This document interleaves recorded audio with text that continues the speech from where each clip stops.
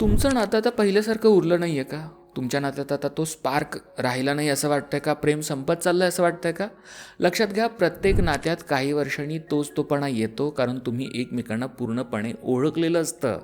काहीही नवीन राहत नाही आणि मग लोक म्हणायला लागतात की आता स्पार्क राहिला नाही, आधीसारखी एक्साइटमेंट वाटत नाही.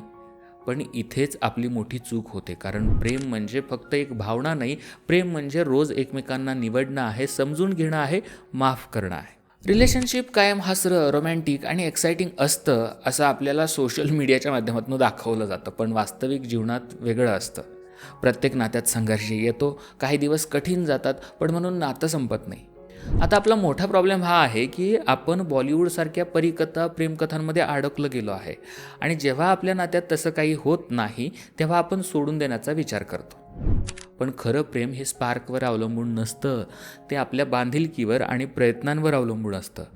तुम्हाला अतूट प्रेम हवं आहे तर ते आधी स्वतः द्या, कारण प्रत्येक व्यक्तीचा स्वभाव, विचार वेगळे असतात, त्यामुळे मतभेद आणि भांडणं होणारच. पण महत्त्वाचं हे आहे की तुम्ही ते नातं टिकवण्यासाठी किती प्रयत्न करताय. जर कुणी म्हणत असेल आम्ही कधी भांडतच नाही, तर ते साफ खोटं आहे. कोणतंही कपल परफेक्ट नसतं, भांडणं होणारच. पण प्रश्न हा आहे की तुम्ही ते भांडण सोडवण्याची तयारी ठेवता का? खरं प्रेम मिळवायचं असेल तर नात्यात गुंतवणूक करावी लागते, नातं निभावण्यासाठी मेहनत घ्यावी लागते आणि ही मेहनत फक्त एका व्यक्तीने नाही तर ती दोघांनी घ्यावी लागते.